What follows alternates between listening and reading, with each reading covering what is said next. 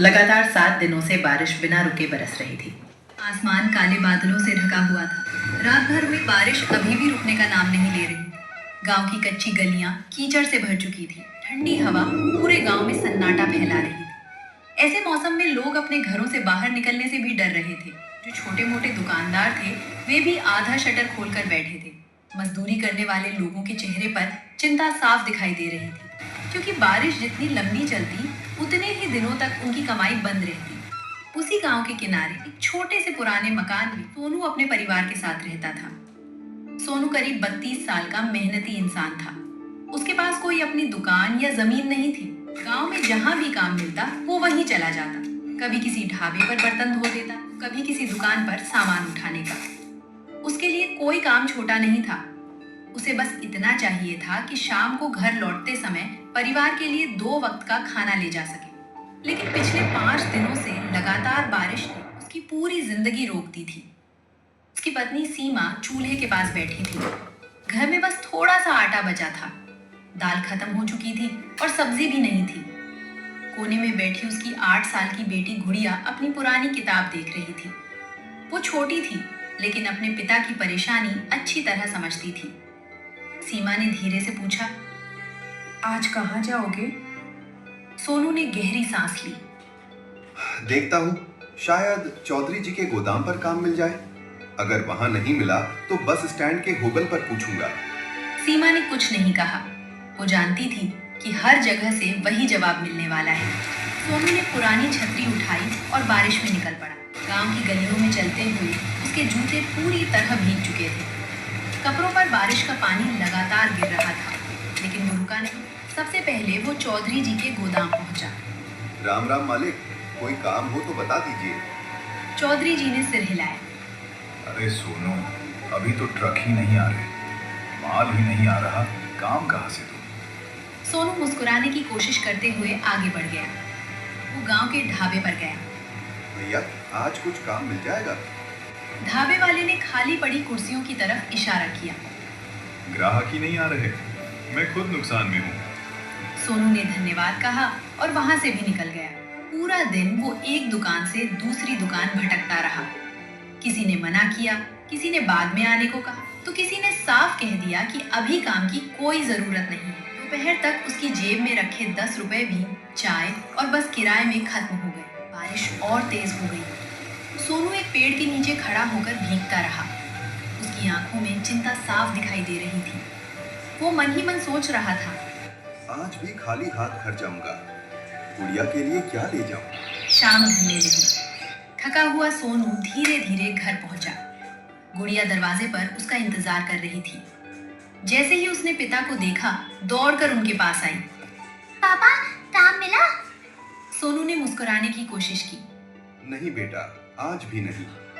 गुड़िया कुछ पल चुप रही, फिर उसने पिता का हाथ पकड़कर अंदर बैठाया। सीमा ने सूखी रोटियां और नमक सामने रख दिया। तीनों बिना कुछ बोले खाना खाने लगे। कुछ देर बाद गुड़िया अचानक बोली, पापा, एक बात पूछूं? सोनू मुस्कुराया। पूछो। आप जब घर पर मैगी बनाते हो ना, तो पूरे मोहल्ले में उसकी खुशबू फैल जाती है। मुझे तो आपकी अंडा मैगी सबसे अच्छी लगती है। सोनू हंस पड़ा। अरे पगली, मैं कोई बड़ा रसोइया थोड़ी हूँ। गुड़िया मासूमियत से बोली, तो क्या हुआ? जब लोग दूसरों की दुकान से मैगी खाते हैं, तो आपकी क्यों नहीं खाएंगे? सोनू और सीमा दोनों उसकी तरफ देखने लगे। गुड़िया ने उत्साह से कहा, पापा, आप अपना छोटा सा अंडा मैगी का स्टॉल लगा लो।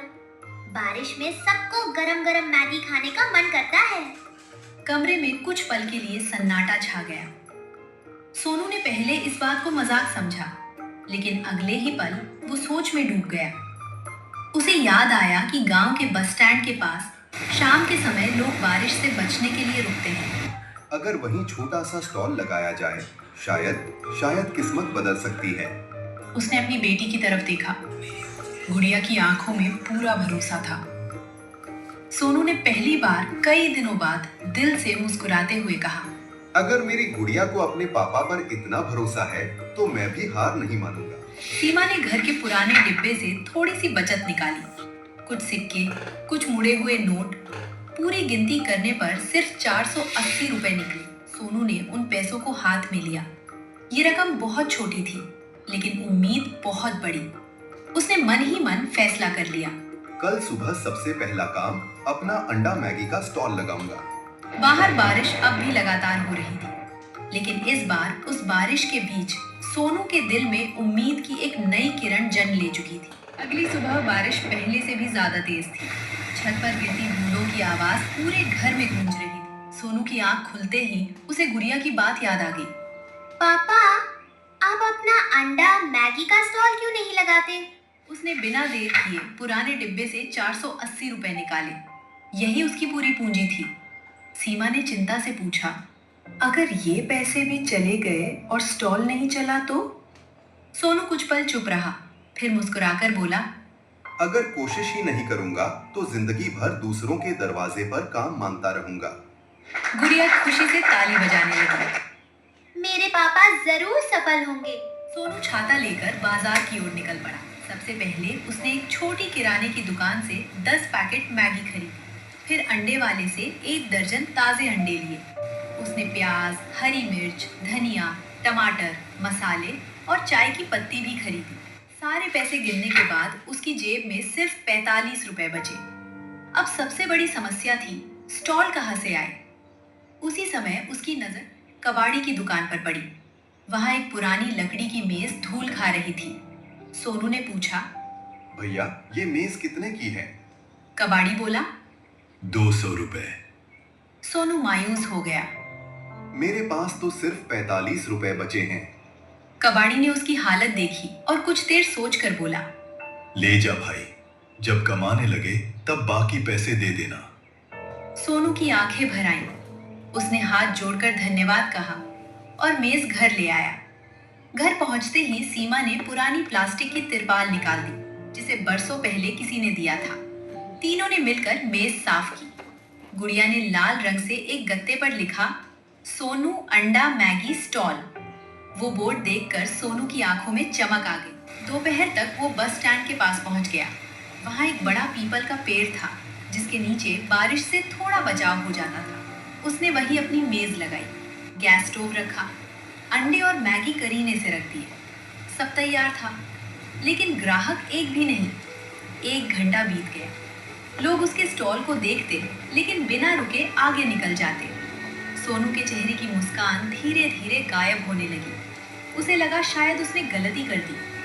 तभी तेज बारिश में भीगता हुआ एक ऑटो चालक वहां आकर रुका। वो कांप रहा था। उसने पूछा, भाई, गरम अंडा मैगी मिलेगी? सोनू का चेहरा खिल उठा। हाँ भैया, अभी बनाता हूँ। उसने पूरी मेहनत और प्यार से मैगी बनाई। प्याज, हरी मिर्च, मसाले, ऊपर से फेंटा हुआ अंडा, पहला निवाला खाते ही आंखें बंद कर ली। वाह, ऐसी स्वादिष्ट अंडा मैगी तो मैंने शहर में भी नहीं खाई। सोनू के चेहरे पर महीनों बाद सच्ची मुस्कान आई। ऑटो चालक ने पैसे दिए और जाते जाते जोर से बोला, अरे भाई लोग, यहाँ की अंडा मैगी एक बार जरूर खाना। उसकी आवाज सुनकर 2 कॉलेज के लड़के भी स्टॉल पर आ गए। फिर एक बस कंडक्टर, फिर 2 मजदूर। देखते ही देखते शाम तक सोनू के लगभग सारे मैगी पैकेट खत्म हो गए। उसने दिन की कमाई गिनी। खर्च निकालने के बाद उसके हाथ में 760 रुपए बचे। इतने पैसे उसने कई दिनों बाद एक साथ देखे थे। उसकी आंखें खुशी से भर आईं। लेकिन उसी समय सड़क की दूसरी ओर खड़ा एक आदमी लगातार सोनू के स्टॉल को घूर रहा था। उसके चेहरे पर मुस्कान नहीं थी, बल्कि जलन साफ दिखाई दे रही थी। उसने धीरे से कहा, लगता है इस नए स्टॉल को ज्यादा दिन चलने नहीं देना चाहिए। सोनू इस खतरे से बिल्कुल अनजान था। उधर वो आदमी अंधेरे में खड़ा कुछ देर तक स्टॉल को देखता रहा और फिर बिना कुछ कहे वहां से चला गया। इधर सोनू अपनी दिन भर की कमाई समेटने लगा। उसने खाली मैगी के पैकेट अलग रखे, गैस बंद की, बर्तन साफ किए और बचा हुआ सामान एक बोरे में रख लिया। बारिश अब भी हल्की हल्की हो रही थी। सोनू ने अपना सामान कंधे पर रखा और घर की ओर चल पड़ा। रास्ते में वो एक किराने की दुकान पर रुका। उसने 2 किलो आटा, आधा किलो चावल, थोड़ी दाल, तेल, नमक और गुड़िया के लिए एक छोटा सा बिस्किट का पैकेट खरीदा। दुकानदार ने मुस्कुराकर पूछा। अरे सोनू, आज तो अच्छी खरीदारी कर रहे हो।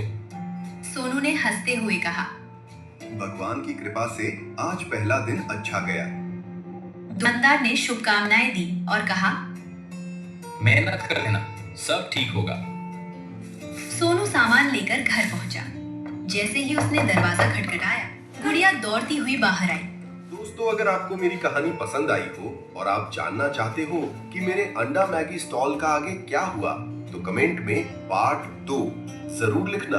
वीडियो को एक लाइक जरूर करना, अपने दोस्तों के साथ शेयर करना और ऐसे ही नई नई कहानियां देखने के लिए हमारे चैनल को सब्सक्राइब करना मत भूलना। फिर मैं